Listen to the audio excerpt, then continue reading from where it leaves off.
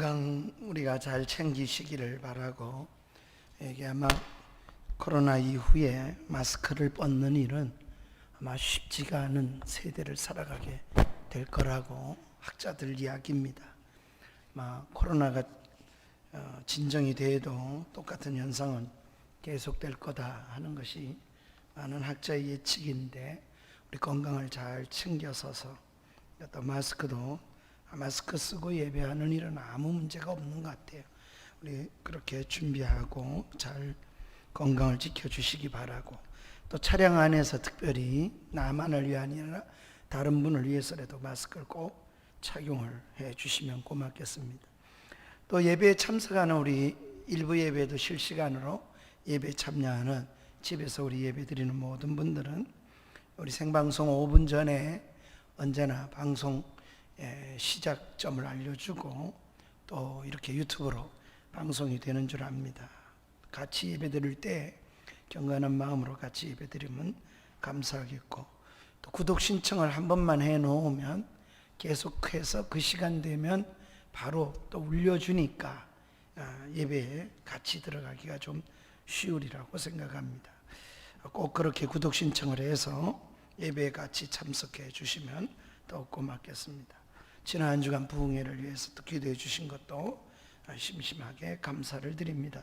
우리 옆 사람 한번 축복할까요? 주의 이름으로 사랑하고 또 축복합니다. 일부 예배에 올라오신 여러분 주의 이름으로 환영하고 축복합니다. 우리 함께 일어나셔서 찬양하며 예배로 나아가도록 하겠습니다.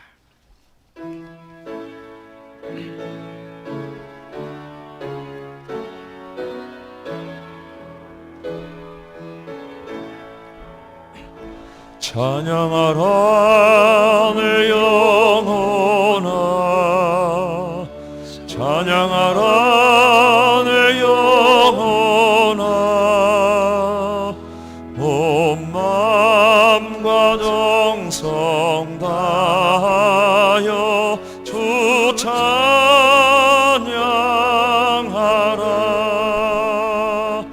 경배하라 내 영혼아, 경배하라 내 영혼아, 온 마음과 정성 다하여 주 경배하라. 살아계신 우리 하나님 아버지, 우리 하나님께 예배하고자 하여 이 시간에도 우리의 마음을 모으고 우리 눈을 들어 주를 바라봅니다. 우리의 도움이 하나님께로서라는 것을 알기에 우리 하나님만 바라보고 예배하고자 나왔사오니, 주여 우리를 구원하시고 우리의 삶을 인도하여 주시며 우리 하나님 아버지 앞에 올려드리는 예배 가운데 임재하여 주셔서 찬양과 감사와 기도와 헌상을 하나님께서 다 받아 주시옵시기를 간절히 바라옵고 원합니다. 그리고 우리의 환난을 면케하시고 우리의 영혼을 지켜주시며 우리의 출입을 영원까지 지켜주시라 하신 약속대로 하나님 인도하여 주시옵소서. 모든 시종을 주께 의탁하옵고 감사하며 예수님의 이름으로 기도하옵나이다. 아멘. 아멘.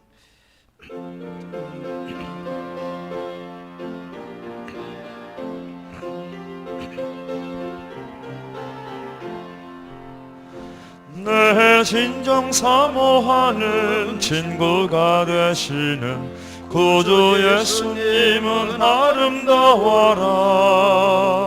산 밑에 백합하여 빛나는 새벽별, 주님 형언할 길 아주 없도다. 내 맘이 아플 적에 큰 위로 계시며 나 외로울 때 좋은 친구라. 주는 저 산 밑에 백합 빛나는 새벽별, 이 땅 위에 이길 것이 없도다. 내 맘의 모든 염려 이 세상 고락도 주님 항상 같이 하여 주시고 시험을 당할 때에 악마에게 결을 즉시 물리치사 나를 지키네.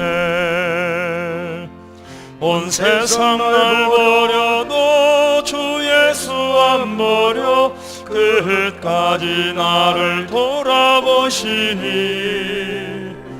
주는 저 산 밑에 백합 빛나는 새벽별 이 땅 위에 비길 것이 없도다. 내 마음을 다하여서 주님을 따르면 길이 길이 나를 사랑하리니. 물불이 두렵지 않고 창검도 겁없네. 주는 높은 산성 내 방패시라. 내 영혼 먹이시는 그 은혜 누리고 나 친히 주를 뵙기 원하네.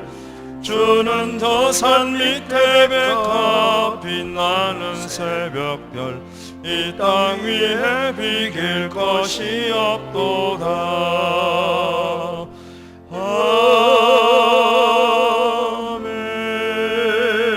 아멘. 전능하사 천지를 만드신 하나님 아버지를 내가 믿사오며 그 외아들 우리 주 예수 그리스도를 믿사오니 이는 성령으로 잉태하사 동정녀 마리아에게 나시고 본디오 빌라도에게 고난을 받으사 십자가에 못 박혀 죽으시고 장사한 지 사흘 만에 죽은 자 가운데서 다시 살아나시며 하늘에 오르사 전능하신 하나님 우편에 앉아 계시다가 저리로서 산자와 죽은 자를 심판하러 오시리라. 성령을 믿사오며 거룩한 공예와 성도가 서로 교통하는 것과 죄를 사하여 주시는 것과 몸이 다시 사는 것과 영원히 사는 것을 믿사옵나이다. 아멘. 아멘. 우리 교독문 61번째에 있는 시편 142편을 함께 교독합니다. 61번입니다. 내가 소리를 내어 여호와께 부르짖으며 내가 내 원통함으로 그의 앞에 토로하며 내 영이 내 속에서 상할 때에도 주께서 내 길을 아셨나이다. 오른쪽을 살펴보소서. 나를 아는 이도 없고 나의 피난처도 없고 내 영혼을 돌보는 이도 없나이다. 여호와여 내가 주께 부르짖어 말하기를 주는 나의 피난처시오 살아있는 사람들의 땅에서 나의 분깃이라 하였나이다. 나의 부르짖음을 들으소서. 나는 심히 비천하나이다. 나를 핍박하는 자에게서 나를 건지소서. 그들이 나보다 강하니이다.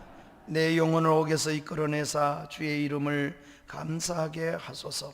주께서 나에게 갚아주시리니 의인들이 나를 들으리이다. 아멘. 아멘.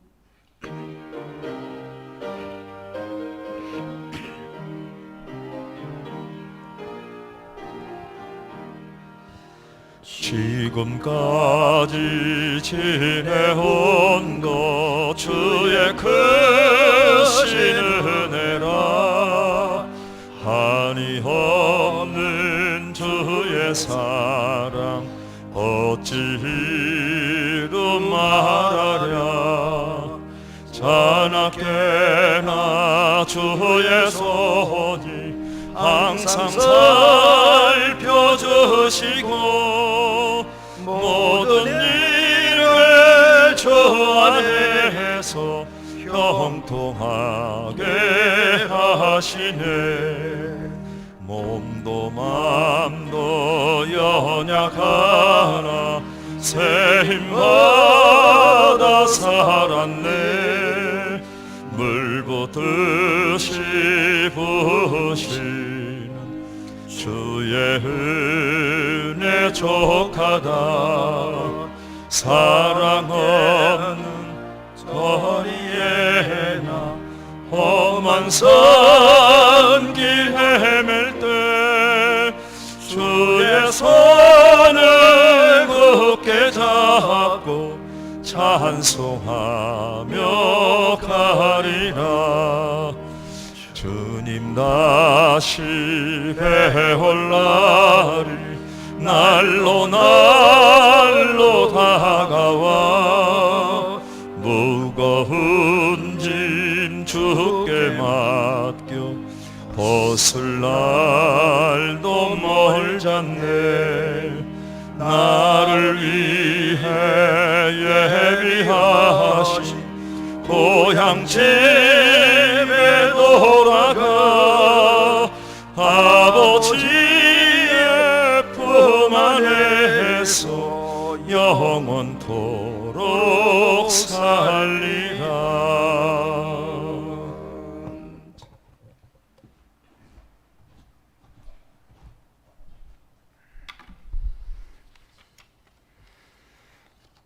같이 기도드리겠습니다. 영광 받으시기에 합당하신 하나님, 이 시간 하나님 앞에 나와 진실한 마음을 다해 예배와 영광을 드립니다. 우리에게 복된 날을 허락해 주시고 하나님을 찬양하며 예배하게 하시오니 감사드립니다. 하나님의 은혜 속에 살아온 저희들이 이 시간도 하나님을 간절히 사모하는 마음으로 예배하오니 찬송과 영광을 받으시옵소서.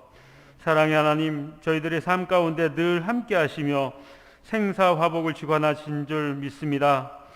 장기간 코로나19로 인해 전 세계 2천만 명 이상이 감염되고 그중 80만 명 이상이 사망하는 매우 안타까운 일들이 계속하여 일어나고 있습니다. 언제 끝날지 모르는 두려움 속에 세계 각 나라마다 고통과 슬픔 속에서 살아가고 있습니다. 먼저 슬픔 속에 빠져있는 그들의 마음을 위로하시고 이 역경을 이겨낼 수 있도록 주님 은혜를 베풀어 주시옵소서. 더불어 주님이 오실 때를 알지 못하고 지금도 여전히 악한 마음 속에 죄 가운데 살아가고 있는 우리들의 모습을 보게 됩니다.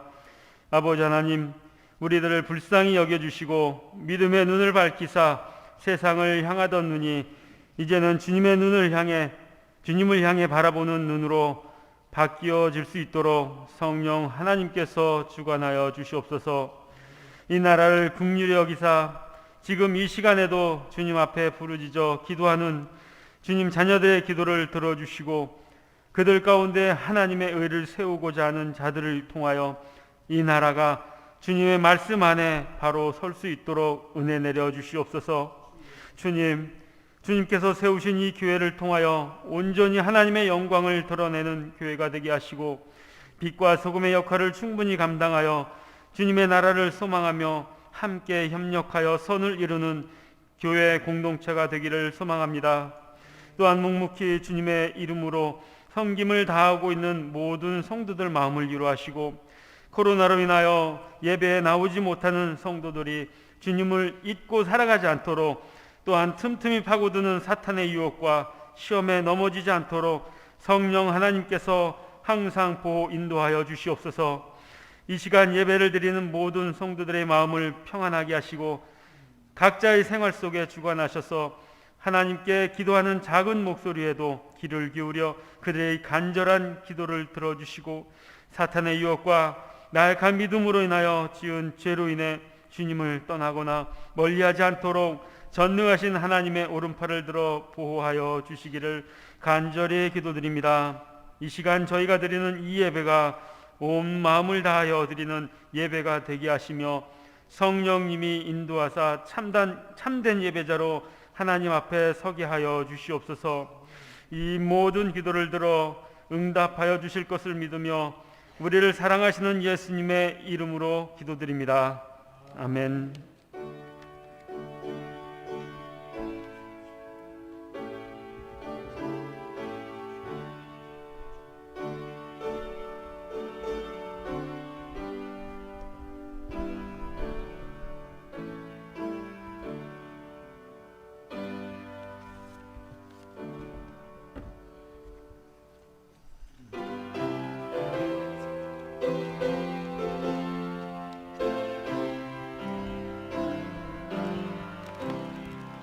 내 주 예수 주신 은혜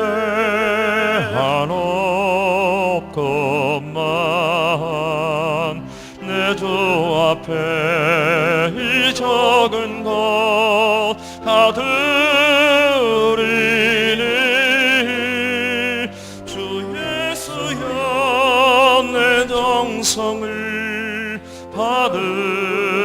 받으소서. 주날 위해 보배로운 피를 이사 그 귀하신 생명까지 다 주시니 내 천한 몸이 생명을 왜 아끼랴. 주 예수께 빚진 것이 한없건만 나 주 위해 드린 것은 참 적으니 주 예수여 너그럽게 보소서. 살아계신 우리 하나님 아버지, 때때로 환경이 우리를 힘들게 하고 여건이 우리를 길을 막아 답답한 상황에 있다 할지라도 우리는 시인 다윗처럼 하나님으로 인하여 기뻐하고 하나님으로 인하여 감사하되 우리에게 주어진 모든 환경을 뛰어넘어 하나님의 선하심을 믿고 하나님의 인자하심이 영원함을 믿고 아버지 앞에 올라와 감사하는 모든 감사와 또 하나님께 드려지는 모든 시간과 물질과 몸을 하나님 헌상하는 이 모든 일이 하나님을 기쁘시게 하는 귀한 역사가 되게 하여 주옵소서. 하나님의 이름에 합당한 영광을 돌리게 하여 주시옵시고 우리에게 은혜를 베풀어 주시고 한량없이 인자하심을 더하시는 그 하나님의 영원함 앞에 우리가 감사하며 찬양하며 우리 하나님 아버지 앞에 모든 것을 내려놓습니다. 사랑 많으신 우리 아버지 하나님, 지난 한 주간도 우리의 허물을 용서하여 주시옵시고 주의 십자가의 피로 씻어주실 뿐 아니라 새롭게 하여 주시기를 원합니다. 주님은 내가 앉고 일어섬도 하시고 멀리서도 나의 생각을 하신다 하셨사오니 나의 길과 나의 모든 행위를 하나님은 익히 하신다고 고백하사오니 우리 모두가 아버지 앞에 이 시간에도 내려놓습니다. 하나님, 우리의 생각도 우리의 말도 우리의 삶도 우리의 영도 우리가 모든 것을 어찌해야 될지 모르는 상황 속에서도 하나님 인도받기를 원합니다. 주여 우리 가정을 인도하여 주시옵소서. 주여 우리 앞길을 인도하여 주시옵소서. 주여 우리 교회와 이 민족을 인도하여 주시옵시기를 원합니다. 옛적의 이스라엘 백성에게 구름 기둥과 불 기둥으로 앞서가시면서 하나님이 인도하심과 같이 이 아버지 하나님 험악한 세대 속에서도 이 광야길에서도 우리도 하나님의 인도하심을 받으며 살아갈 수 있도록 은혜 주시기 원합니다. 하나님께 부르짖고 간구하고 우리의 아버지 하나님 상황을 토설할 때마다 하나님 다 들어 응답하여 주시옵시고 우리가 기도할 때마다 아침에 구원을 보리라고 하던 시인의 고백처럼 우리도 우리의 아침에 아버지의 구원을 목도할 수 있도록 하나님이 복을 주시기 원합니다. 사업장과 우리 자녀들 어느 것 하나도 하나님 아버지 앞에 내려놓지 않을 것 없사오니 주님 앞에 다 내려놓고 맡기오니 주여 우리의 모든 것을 주장하여 주시옵소서. 예수님의 이름으로 기도합니다. 아멘. 아멘. 우리 하나님의 말씀을 보도록 합니다. 하나님 말씀은 누가복음을 계속해서 보도록 합니다. 누가복음 5장입니다.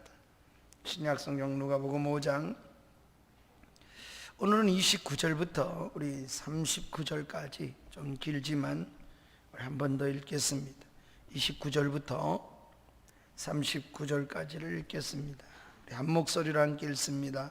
레위가 예수를 위하여 자기 집에서 큰 잔치를 하니 세리와 다른 사람이 많이 함께 앉아 있는지라 바리새인과 그들의 서기관들이 그 제자들을 비방하여 이르되 너희가 어찌하여 세리와 죄인과 함께 먹고 마시느냐. 예수께서 대답하여 이르시되 건강한 자에게는 의사가 쓸데없고 병든 자에게라야 쓸데있나니 내가 의인을 부르러 온 것이 아니요 죄인을 불러 회개시키러 왔노라. 그들이 예수께 말하되 요한의 제자는 자주 금식하며 기도하고 바리새인의 제자들도 또한 그리하되 당신의 제자들은 먹고 마시나이다. 예수께서 그들에게 이르시되 혼인집 손님들이 신랑과 함께 있을 때에 너희가 그 손님으로 금식하게 할 수 있느냐. 그러나 그날에 이르러 그들이 신랑을 빼앗기리니 그날에는 금식할 것이니라. 또 비유하여 이르시되 새 옷에서 한 조각을 찢어 낡은 옷에 붙이는 자가 없나니 만일 그렇게 하면 새 옷을 찢을 뿐이요 또 새 옷에서 찢은 조각이 낡은 것에 어울리지 아니하리라. 새 포도주를 낡은 가죽 부대에 넣는 자가 없나니 만일 그리하면 새 포도주가 부대를 터뜨려 포도주가 쏟아지고 부대도 못 쓰게 되리라. 새 포도주는 새 부대에 넣어야 할 것이니라. 묵은 포도주를 마시고 새 것을 원하는 자가 없나니 이는 묵은 것이 좋다 함이로라. 아멘. 아멘. 예수를 믿고 나면 하나님의 은혜 안에서 너무 감격해서 우리 마음의 기쁨과 감사가 넘쳐 나기도 하지요. 또 믿는 생활하는 동안에 우리가 만나는 모든 환경과 여건 때문에 우리는 어떻게 합니까? 믿음으로 좀 더 주님께 가까이 가려고도 하고 또 애써서 믿음 생활 잘해 보려고 금식을 하는, 먹지 않는 경우도 우린 종종 있습니다. 신앙생활이 금식을 자주 하고 잘하는 것이 좋을까요? 아니면 기뻐하면서 날마다 하나님과 동행하며 우리가 기쁨의 생활을 누리는 것이 더 소중할까요? 오늘 예수님 앞에 돌아온 레이라고 하는 세관에 앉은 마태, 오늘 마태복음을 쓴 사람이 바로 이 레이거든요. 그러나 이 레이가 죽게 돌아와서 우리 주님 앞에 행하는 그 과정 속에 주님이 담아주시는 교훈을 통해서 우리가 이러한 진리를 좀 더 깨달았으면 좋겠습니다. 신앙생활을 너무 무겁게 생각하면 부담 중에 왕부담입니다. 그래서 어떤 분은 신앙생활하기가 너무 힘들다 이렇게 말하는 분도 있습니다. 신앙생활이 과연 무거운 것일까요? 아니면 그리스도 안에서 누리는 진정한 자유 때문에 즐거움을 누리며 사는 것이 참된 믿음일까요? 이렇게 전자와 후자를 놓고 우리가 믿음이 어떤 것이냐 이렇게 말씀 속에서 우리가 증빙하고 말씀 속에서 살펴본다면 저는 당연히 후자라고 생각합니다. 예수 믿는 이런 감사와 기쁨과 또 자유와 그 모든 것을 누리는 시간이고 은혜의 시간이 되어야 될 줄로 믿습니다. 레이가 예수님을 만나자마자 그 자기의 모든 생활을 어떻게 했습니까? 다 버려두고 예수를 쫓았다고 했습니다. 우리 주님 앞에 그렇게 살길 원했어요. 그런데 이렇게 사는 레이를 보면서 비방하는, 첫 번째 잔치하는데 그 잔치를 비방하는 무리들이 있었습니다. 누가 그렇게 했습니까? 주님께서 손가락질 받던 세리 레이가 주님의 부름을 입었습니다. 그것까지는 아무 이유를 달지 않았습니다. 문제는 레이가 그러한 주님을 생각하고 은혜를 입은 것이 너무 기쁘잖아요. 예전에는 돈이 인생의 전부였는데 이제는 예수님이 전부입니다. 이제는 인생의 목표가 달라졌습니다. 이은영 교수처럼 말한다면 예전에는 지식이 최고인 줄 알고 지성을 추구했다면 예수를 만난 후에 그의 책 제목이 달라진 것처럼 지성에서 영성으로 이렇게 쓴 것처럼 영적인 일이 크게 보이기 시작했습니다. 그래서 주님을 따라간 것입니다. 레이는 이렇게 주님을 기쁘게 따라갑니다. 우리가 읽은 27절과 28절에 보면은 레이가 그냥 주님이 앉아있는 걸 보고 나를 따르라 그랬더니 얼마나 기쁨으로 따르는지 성경은 이렇게 말합니다. 그 모든 것을 버려두고, 주의 제자들은 다 그렇게 주님을 따랐습니다. 그 모든 것, 자기가 추구하던 그 모든 것, 어쩌면 세관에 앉아있던 그 모든 것, 누리고 있던 그 모든 것을 버려두고 주를 쫓았다고 했습니다. 이런 레이는 주님을 따르고 나서 너무 기쁨이 솟구쳤습니다. 정말 우리 찬양처럼 샘솟는 기쁨이 그 속에서 나왔습니다. 그 반증이 무엇입니까? 주님을 모시고 큰 잔치를 그가 벌였습니다. 주님 모시고 대접하고 싶은 생각이 들었습니다. 그래서 그 모든 기쁨의, 인생의 변화의 기쁨을 사람은 함께 나누고 싶잖아요. 예?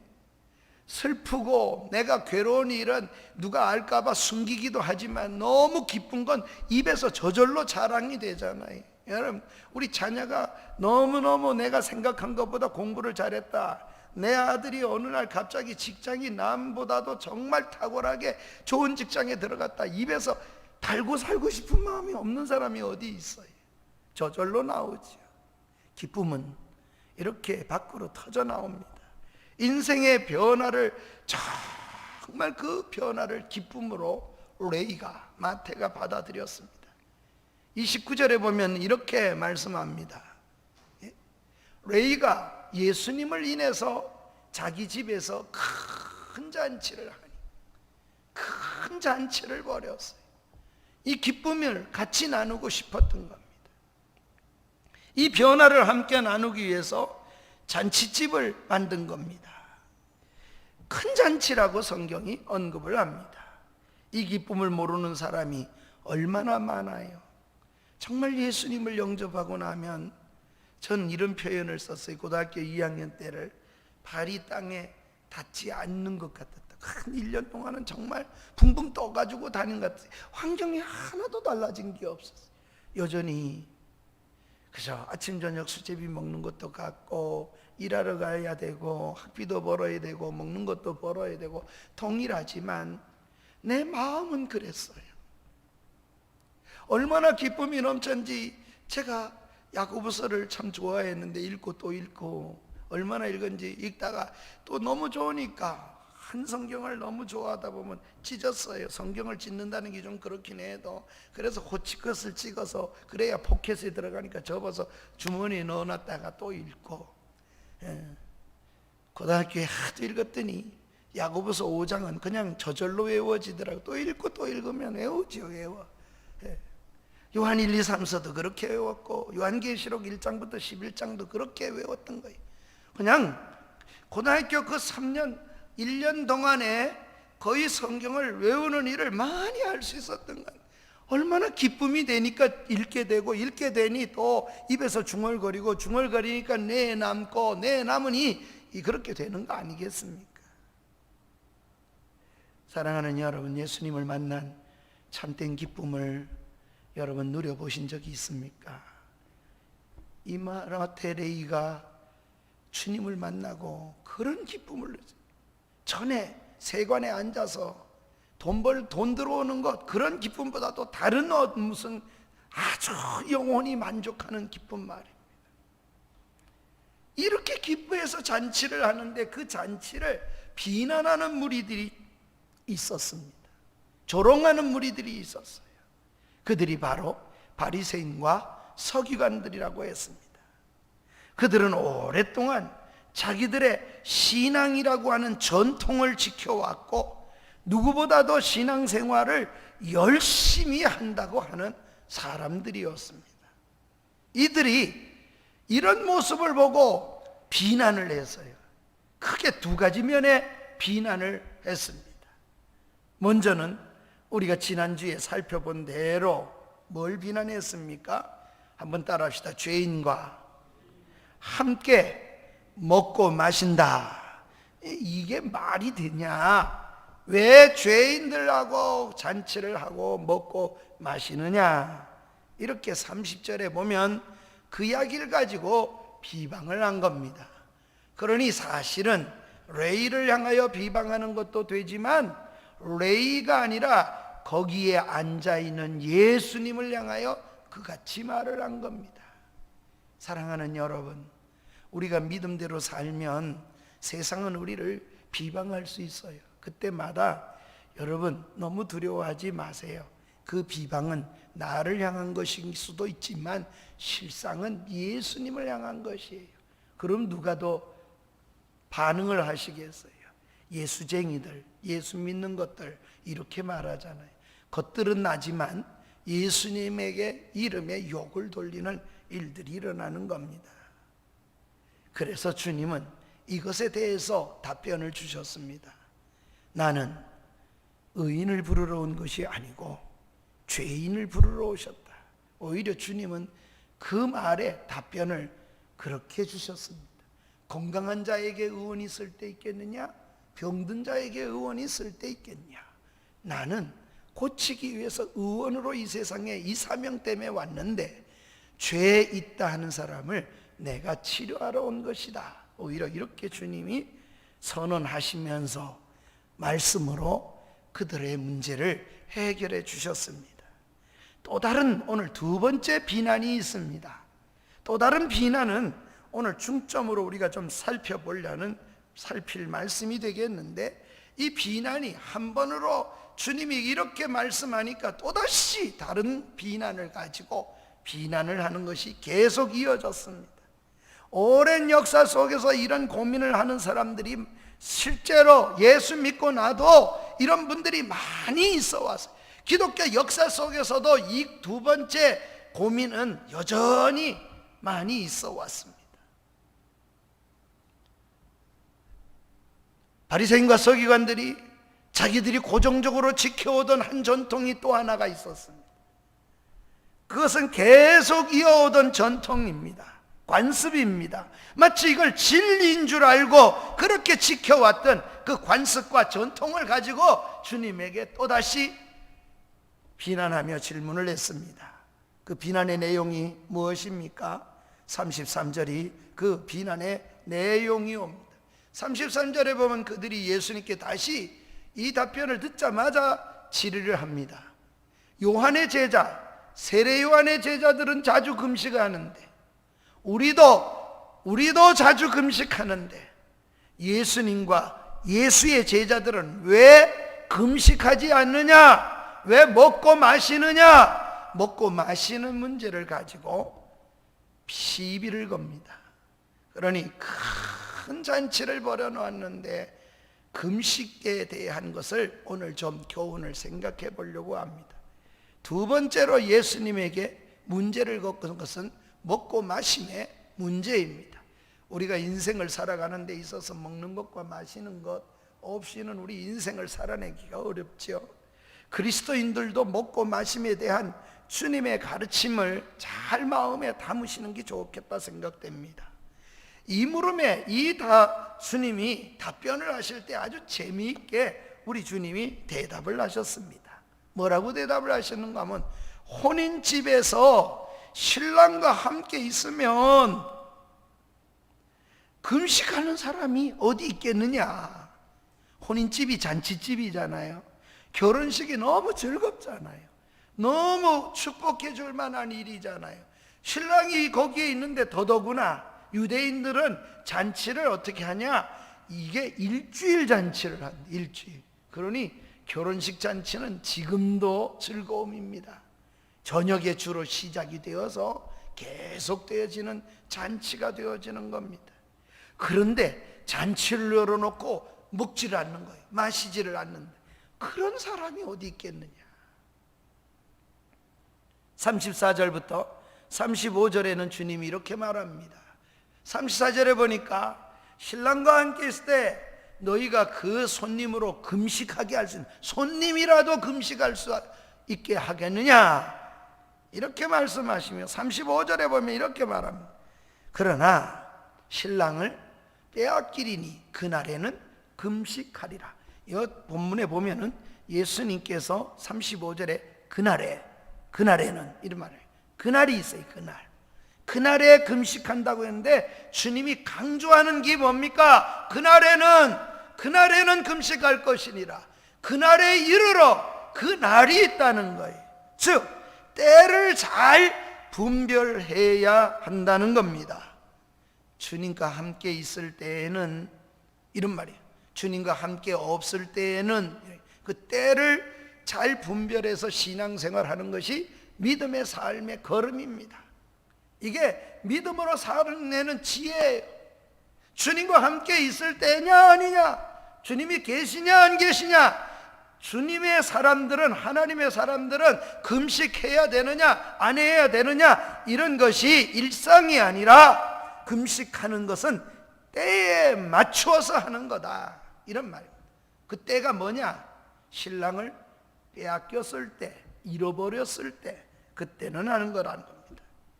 그러니까 주님과 함께 있을 때에는 금식을 안 해도 된다, 이런 말입니다. 주님과 함께 있는 것은, 한번 따라 합시다. 주님과 함께 있는 것은 잔치의 삶이다. 그래서 신앙이 주님과 날마다 걷는 삶이 되면 날마다 잔치하는 것과 같은 삶이 되어질 것입니다. 주님을 만난 기쁨, 마치 혼인잔치의 기쁨같이 우리 속에 다가와야 됩니다. 그런데 왜 금식하겠습니까? 아무리 좋은 것도 좋은 때에 적절해야만 하는 겁니다. 아무리 좋은 것도 때에 맞지 않아야 하면 그건 안 맞는 말입니다. 사람들이 때에 맞지 않는 말을 하기 때문에 구설수에 오릅니다. 대통령도 그렇게 적어서 세월호에 가서 마지막 말을 구설수에 떠올르셨더래요. 다 적어놓고 마지막에 이렇게 고맙다. 뭐가 고맙냐? 죽었다는 게 고맙냐? 너 때문에 대통령이 된 것이 고맙냐? 그럼 뭐하러 그렇게 적었을까? 은연중에 자기 표현을 하는데 때에 안 맞는 말을 하면 우리 모두는 공격의 대상이 될 수 있어지는 거지요. 사랑하는 여러분, 아무리 좋은 것도 때에 적절해야 합니다. 금식은 이런 말입니다. 주님이 나와 함께 계신 것 같지 않아요. 내가 믿음 생활하는데 정말 의심이 자꾸 들어오고 마음속에 하나님의 말씀도 들리지도 않고, 여러분이 신앙생활하는데 기쁨이 다 사라진 것 같다. 그때는 주님 잃어버린 때요, 그때는 금식의 때요, 그때는 주님과 함께 어떻게 하든지 주님과 함께 동행하려고 애써서 찾아야 할 때입니다. 그러나 주님과 함께 있을 때에는 이런 말입니다. 금식할 필요가 없다. 복음서에 보면 예수님도 금식을 이 땅에 오셔서 금식을 하신 기록이 있습니다. 무려 예수님 금식하셨는데 40일간이나 하셨어요. 우리들 중에 그래서 예수님 닮아서 40일 금식을 해야 되겠다. 제가 강원도 고안에서 목회할 때 태백의 어떤 순복음교회 목사님이 40일 금식을 하셨어요. 그런데 아무리가 정말 물도 안 잡수시고 단식이죠. 거다가 기도원에 한번 올라갔더니 그래 금식한다 그래서 무슨 특별한 일이 있으시냐니까 그냥 금식하는 거라.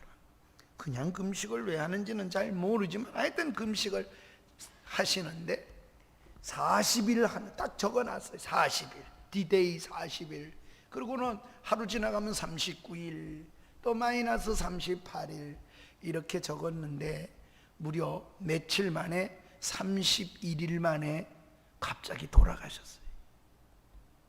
영광이 됐을까? 왜 그렇게 금식을 꼭 40일 해야 될까?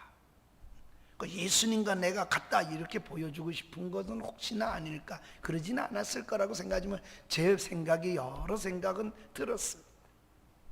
왜 40일에다가 맞추었을까? 금식을 잘 못하는 내가 분별은 해보지만 그렇게 함부로 말할 성질은 못 된다고 저는 생각을 해봅니다. 어쨌든 예수님이 40일 금식을 하셨어요. 사역을 준비하시면서 40일 동안 줄이셨습니다. 그런데 사복음서를 우리가 가만히 들여다보면 예수님께서 그 이후에 금식하신 것이 기록이 되나 이래 살펴보면 한 번도 나타나 있지 않습니다. 그것이 한 번뿐입니다. 생애 속에. 여기 우리가 기억해야 할 진리가 저는 이 속에 있다고 생각합니다. 그런데 그 후에 주님께서 금식하셨다 이런 기록은 우린 잘 찾아볼 수가 없습니다. 성경이 모든 것을 다 기록했느냐? 아니요, 그렇지는 않습니다.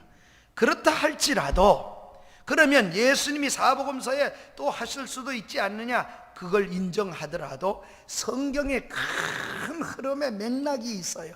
이걸 맥과 같은데 성경이 이렇게 기록하는 맥락 속에서 우리가 전체 흐름을 읽어보면 그 흐름 속에서도 주님이 금식을 아주 신앙생활에 제일 중요하다, 이렇게 금식을 꼭 해야 된다, 이렇게 강조하신 것이 없다.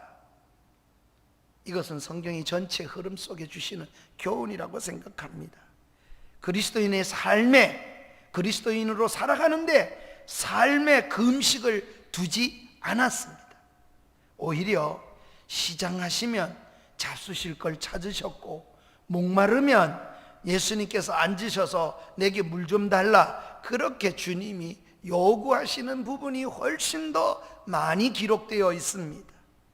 때로는 예수님께서 오히려 배고픈 사람들 그냥 우리가 줄 수 없으니 돌려보냅시다, 그럴 때도 너희가 주어라, 그리고 먹을 걸 줄 것을 말씀해 주셨습니다. 이것이 주님이 하신 일입니다. 예컨대 마태복음 21장 18절부터 19절에 보면 예수님께서 복음을 전하기 위해서 여기저기 가시다가 이른 아침에 주님이 얼마나 부지런히 일하시는지, 성에서 들어오실 때 우리 주님이 들어오시는 그 주님이 육신적으로 어떤 상태였는가 이렇게 기록합니다. 시장하신지라 배고프셨습니다. 그래서 주님이 19절에 보면 길가에 늘 있는 무화과 나무에 가셔서 무화과를 찾으시는 거예요. 그러다가 잎사귀밖에 없는 것을 보시고 나무에게 이르되 이제부터 영원토록 내가 열매를 맺지 못하리라, 이렇게 말씀하셨습니다. 무화과는 익지 않아도 열매가 언제나 달려 있습니다.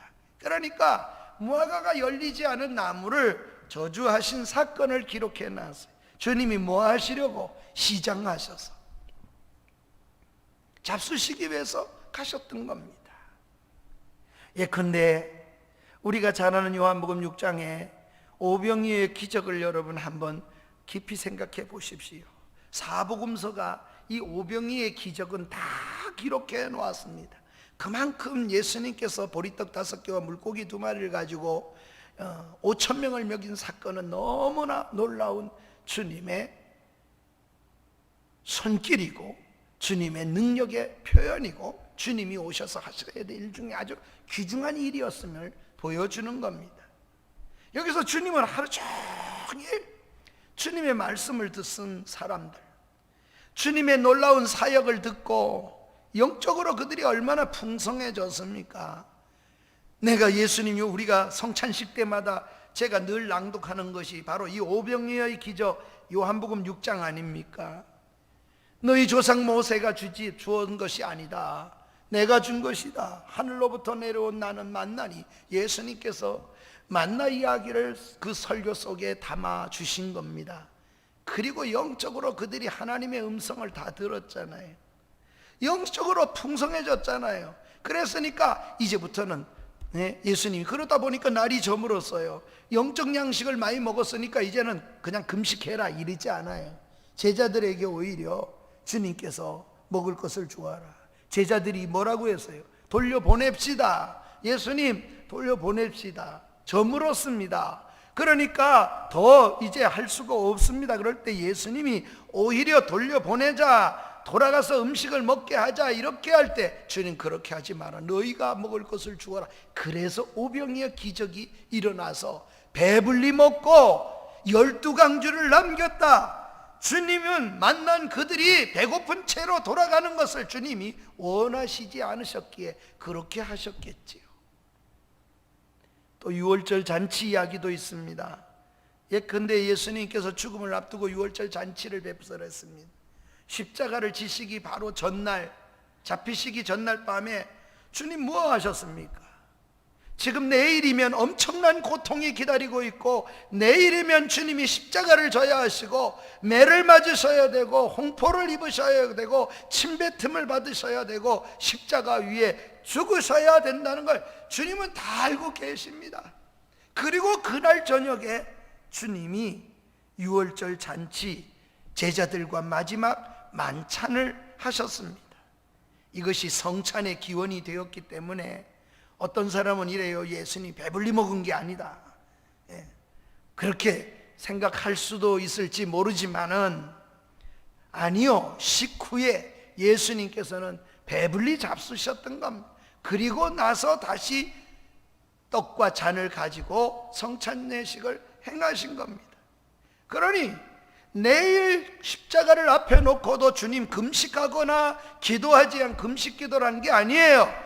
예수님은 배불리 잡수시고 그리고 그 제자들과 배부른 식사를 하셨음을 우리는 성경 맥락 속에서 읽어야 돼요.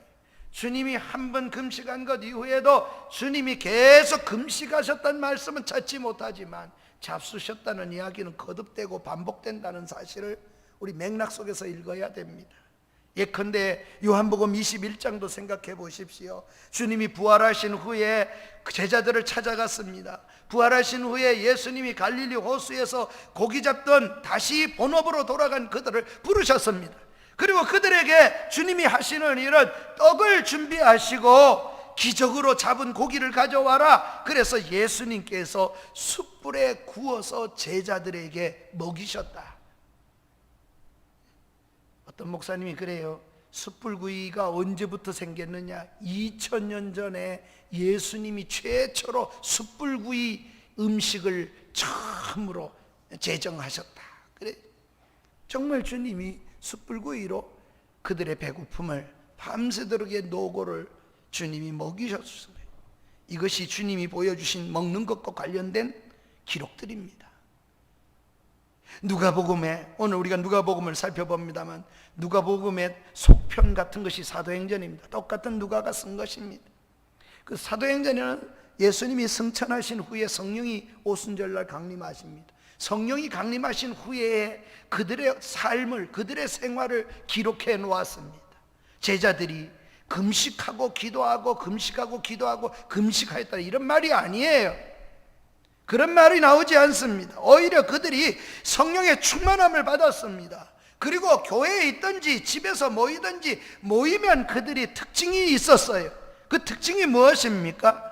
한번 따라합시다. 떡을 떼며 즐거워하고 교제하며 그렇게 하나님을 찬송했더라. 할렐루야. 이게 성령 충만한 믿음의 사람의 삶의 모습인 것을 성경이 언급하는 겁니다. 먹을 것이 없는 사람을 위하여 오히려 특별한 헌금을 하고 배고픈 사람의 문제를 해결해 주는 일이 사도행전 성령이 임하신 후에 오히려 일이었습니다. 베드로 사도를 생각해 보십시오. 사도행전 10장에 보면 제6시 기도 시간에 기도하던 중에 베드로가 고넬로의 집에 가서 집회해라, 고넬로의 집에 가라, 이렇게 가르쳐 주시기 위해서 주님의 명령을 받습니다. 하나님의 명령을 받는 때 그때 뭐 합니까? 금식하며 기도한 게 아닙니다.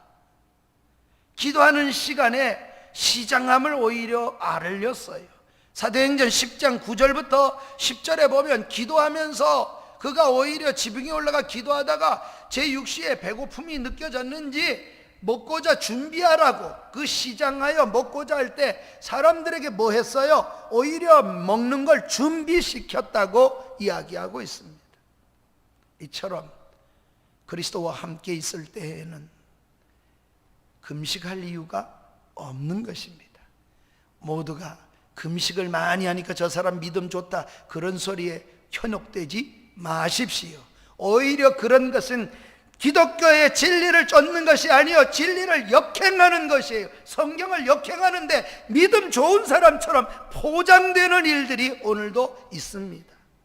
금식이 필요 없다는 말씀이 아니었습니다. 믿음의 삶을 세 번째로, 그러면 우리가 어떻게 살아야 되겠습니까? 그리스도인으로서 믿음의 삶을 사는 것은 금식이 아닌, 따라하세요, 금식이 아닌 잔치의 삶이어야 한다. 오히려 잔치의 삶을 살아낼 수 있도록 그렇게 살아내는 것이 믿음의 삶을 살아가는 방식이 옳습니다. 그리스도인의 삶은 금식이 아닌 잔치의 삶이어야 합니다. 금식이 필요할 때가 있습니다. 그러나 그리스도인들은 잔치하듯 기쁘게 사는 것입니다. 때로는요, 죽음을 앞에 놓고도 그 죽음을 두려워하지 않고 기쁨으로 받아들이는 것, 그것마저도 감사함으로 받아들이는 것이 크리스찬들이었어요. 고난이 와도 역경이 와도 감사하며 잔치를 펼치는 것이 그리스도인들입니다. 주님께서 이 세상에 계시는 동안 늘 슬퍼하시고 금식하신 것이 아닙니다. 풍랑이 일어도 주무셨듯이 평안하셨고, 잔치의 삶을 오히려 주님이 우리에게 주셨고 그렇게 살아내라고 우리에게 말씀하시는 겁니다. 그러나 금식할 때가 있습니다.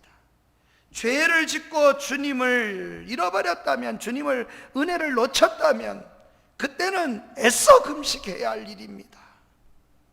35절에 그날에 이르러 그들이 신랑을 빼앗기리니, 그날에는 금식할 것이라. 그날에 이르렀다든지 그날에는 금식해야 합니다.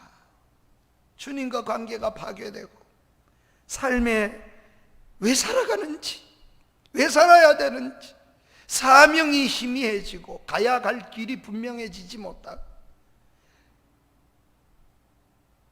이렇게 되어졌을 때에는 진정한 삶의 기쁨을 잃어버리고 천국의 여러분 상황, 천국의 즐거움을 상실했다면 금식해서라도 그 기쁨을, 신앙생활의 즐거움을 회복하려고 애써야 합니다.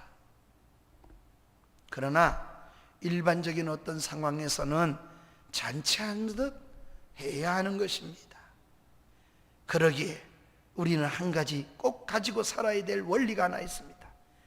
따라하세요. 금식이 신앙의 척도가 아니다. 그 사람이 신앙이 좋다 아니다의 척도가 그런 식으로 금식을 결코 하지 마십시오.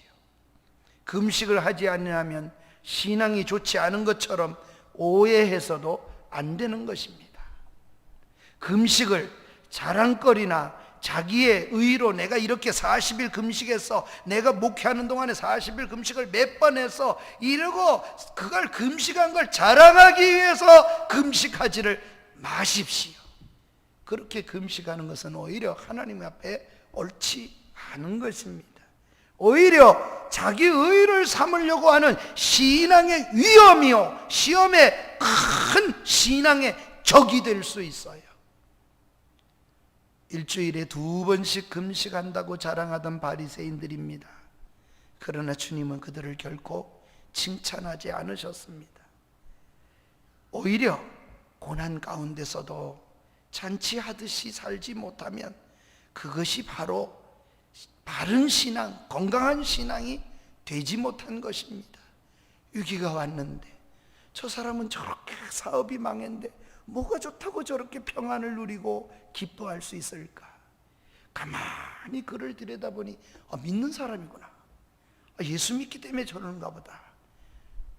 여러분, 금식에서 놀라운 게 아니라 그가 그렇게 살아내는 그런 모습을 보면 오히려 예수 믿는 사람은 다르구나, 오히려 감동이 되겠죠. 금식이 필요할 수 있습니다. 그것은 따라서 금식이 필요한 이유는 나의 영적 유익을 위한 것이다. 내가 주님과 떨어지고 주님과 멀어져서 주님을 가까이 하기 위해서 하는 것이니 나의 유익을 위해서 하는 거예요. 그러나 여러분이 주님 때문에 누리는 천국의 기쁨과 주님을 만났기 때문에 레이처럼 큰 잔치를 하는 것은 나를 위해 하는 게 아니고 주님을 위해 큰 잔치를 하는 것이고, 함께한 그 세리들을 초청해서 이웃과 함께 즐거워하기 위해서 다른 사람을 위해서 더 즐거운 역사가 일어나는 거예요. 그러니 오히려 금식은 자기를 향하여 유익하다면 기뻐하는 것은 오히려 다른 사람을 위하여 다른 사람에게 유익하게 하는 것입니다. 그러니 신앙이 어디에 방점이 더 있어야 되는가를 분명하게 하고 걸어가는 것이 옳습니다. 나의 영성을 맑게 하고 깨끗하게 하는 것, 금식의 효과가 분명히 있습니다. 그러나 모든 일상의 욕망과 욕심을 던져버리고 집중하니 영적으로 맑아지는 그런 영적 효과가 분명히 있습니다. 금식은 너무나도 그런 면에서 좋은 것입니다. 그러나 늘 해야 하는 것이 아니었습니다. 어떤 사람은 밥 먹듯이 금식을 해요. 그리스도인은 주님을 통해 죽음이 해결되고 주님으로 인해, 한번 따라서요, 주님으로 인해 이 세상도 천국으로 살아가는 거다. 할렐루야. 어려움이 와도, 코로나19가 이렇게 팬데믹이 와도, 뭐 나라가 이렇게 어지러워도 그 속에서도 평강을 누리고, 분노가 아니에요. 우리 속에는, 그 속에 누리는 그 평강 속에서 하나님의 뜻을, 섭리를 바라보고 살아가고 누리고 사는 사람이 옳습니다. 그래서 오히려 하나님 앞에 그런 삶이 경험되어지는 것, 금식은 나에게 유익하다면 이런 평안을 누리는 사람은 다른 사람에게, 모두에게 유익을 끼칩니다. 다른 사람에게 유익합니다. 나를 처음 보는 사람에게도 즐거움을 주며 내가 가진 신앙에 대해서 궁금증을 자꾸 발휘하게 만들겠지요. 저는 전도사로서 전도를 참 못했어요. 군에 가가지고 처음 전도했는데 그게 작전 참모입니다. 이유인즉은 작전 참모가 늘 눈여겨본 것 같아요. 다 인상치고 아마 불평하면서 맨날 밤 2시에 내려가게 하고, 왜 이렇게 그 작전처는 저녁 때만 되면, 낮에는 빈둥빈둥 책상에 엎드려 자다가 밤만 되면 왜 이렇게 일거리를 주냐, 이러고 불평을 했는데, 제가 만날 웃으면서 하니까 그게 인상 깊었던가 봐요. 참모의 눈에는 그게 인상 깊었던 거예요. 그런데 어느 날 뒤져보니 전도 신상명세 보니까 전도사다 왔다니까 더 인상 깊었겠죠. 그러니까 궁금해하는 겁니다. 궁금해. 네가 믿는 하나님이 어떤 하나님이냐. 십자가를 지고 나를 따라오라고 주님은 말씀하셨습니다. 십자가 없다는 말이 아닙니다. 마태복음 16장 24절에도 그랬고, 주님이 한두 번 십자가를 자기 부인하고 내 못에 타인 십자가를 지고 따르라 그런 적이 아니에요. 마태복음 16장 37절 38절에 가도 그렇게 말하고, 우리가 오늘 읽은 누가복음 9장 23절에도, 마가복음 8장 34절에도, 또한 누가복음 14장 26절 27절에도 내려가 보면은 주님은 4번이나 다 그래, 자기 부인하고 내 몫에 태인 십자가를 지고 따르라고. 이때 십자가가 꼭 시련, 고난만 의미하는 것일까요? 아니었습니다. 진정한 십자가는 고난이라기보다는, 한번 따라합시다. 십자가는 고난의 의미보다 사명을 항상 가르친다. 뭘 가르친다고요? 미션을 가르치는 겁니다. 내가 어디로 가야 될 내 방향 말입니다. 내가 어떻게 살아내야 할 가야 할 길을 보여주는 겁니다. 그래서 억지로 십자가를 지는 게 아니에요. 내가 가야 할 길을 가고 있기 때문에 당연히 오는 것을. 그래서 초대교인들도 주를 위해 죽는 것, 사자밥이 되는 것, 초대교회도 성령의 은혜 받고 이렇게 핍박하고 감옥에 가둘 때 사도들이 주여 저들을 망하게 해 주옵소서 그러지 않아요. 마땅히 저들이 핍박하는 걸 보니 주님 올 것이 왔고 우리가 믿음대로 잘 걸어가고 있구나는 걸 확인하는 차원에서 기뻐하고 기뻐했다 그럽니다. 십자가를 오히려 기뻐하고 기뻐하는 거예요. 사랑하는 성도 여러분, 사명 때문에 우리는 한 걸음을 걸어갈 뿐입니다. 그러기 위해서 어떻게 금식도 필요한 것입니다. 그리고 먹는 것도 필요한 것입니다. 큰 잔치와 금식의 교훈을 주님이 담아 주셨습니다. 오늘은 우리 금식의 포커스를 맞추고 함께 생각했습니다. 우리 인생의 삶이라는 것은 쉽게 잘 바꿔지지 않는 걸 주님이 알고 계셔요. 그래서 이렇게 말씀하십니다. 그들이 가지고 있는 고집, 전통에 대해서, 그 고집을 펴는 것에 대해서 주님은 포도주 비유를 든 겁니다. 새 포도주를 새 부대에 넣어라. 흠 부대에 넣으면 터진다. 새 부대는 새. 그러니까 이런 말입니다. 네가 정말 하나님의 은혜로 새롭게 되기 전에는 새 역사를 결코 이룰 수가 없어. 묵은 정신을 가지고 묵은 거에다 새 것을 담으면 감당치 못할 거다. 또 묵은 것만 즐겨 먹던 사람이 새 포도주를 즐길 리가 없다는 겁니다. 주님은 그들의 전통과 그들의 가지고 있는 모든 것에 대해서 주님이 교훈을 하나에다 다담아 주셨습니다. 그걸 말씀하시는 주님 앞에 귀가 열리고 들리면, 눈이 열려서 보면 이 레위의 잔치에 참여할 수 있겠지요. 사랑하는 성도 여러분, 우리 모두가 큰 잔치에 참여하는 은혜가 있기를 주의 이름으로 축복합니다.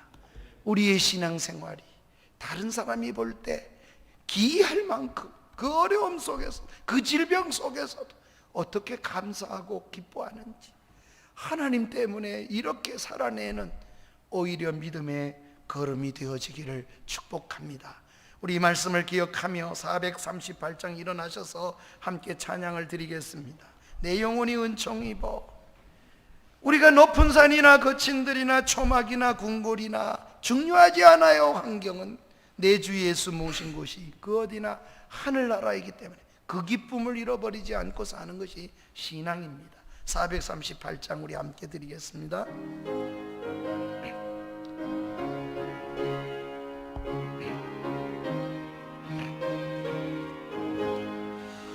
내 영혼이 은총이고 중한죄짐 벗고 보니 슬픔 많은 이 세상도 천국으로 와도다. 할렐루야, 할렐루야 찬양하세.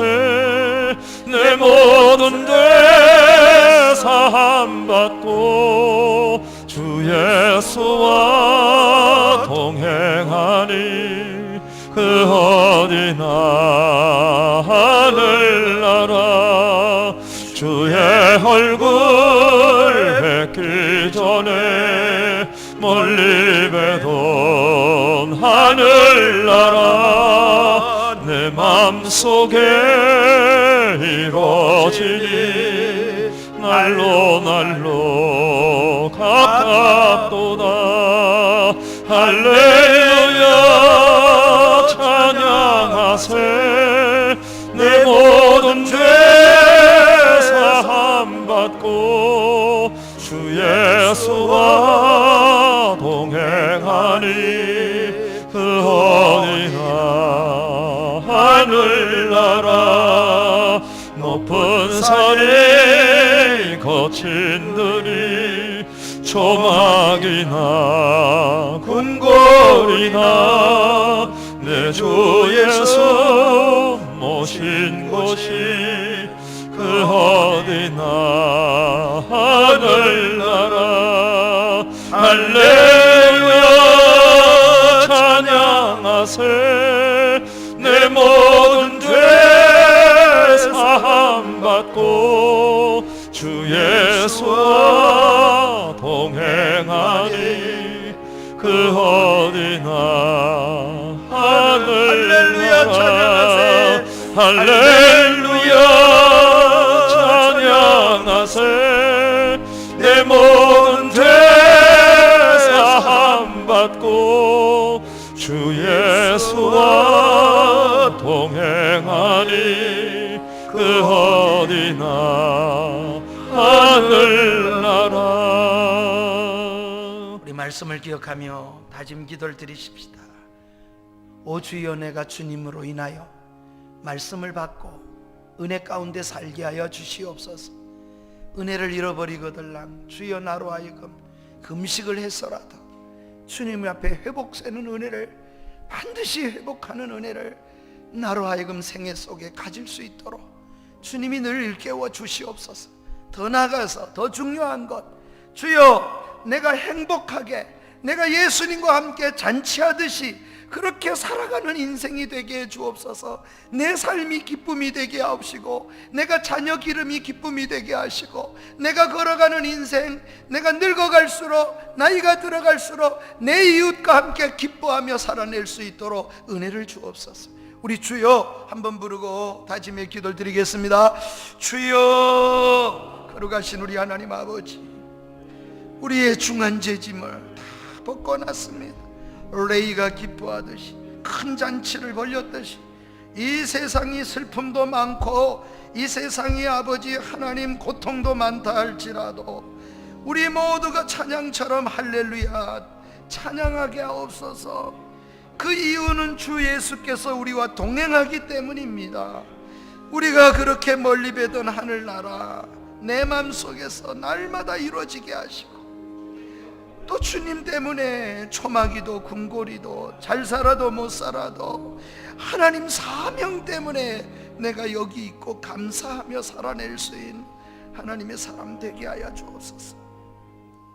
걸어가신 우리 아버지 하나님, 우리 모두가 하나님의 은혜 속에서 아버지 하나님의 험한 세상, 또 아버지 하나님 슬픔으로 가득한 세상, 환난과 공고가 끊임없는 세상, 우리가 어떻게 이 세상을 이겨나갈 수 있겠습니까? 오로지 예수님 안에서 주님과 동행함으로 행복할 수 있게 하시고, 주님과 동행함으로 잔치하듯이 살아낼 수 있는 우리 모두가 되게 하여 주시옵소서. 새 포도는 새 부대에 담듯이 우리가 그렇게 사는 인생, 그런 한 주간이 되게 하여 주옵소서. 예수님 이름으로 기도합니다. 아멘.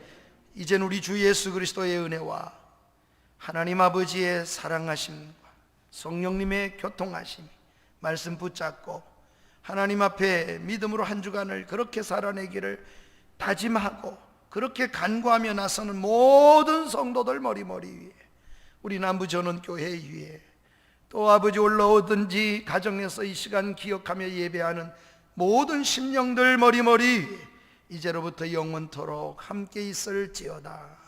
아멘. 주께서 함께 주시옵소서.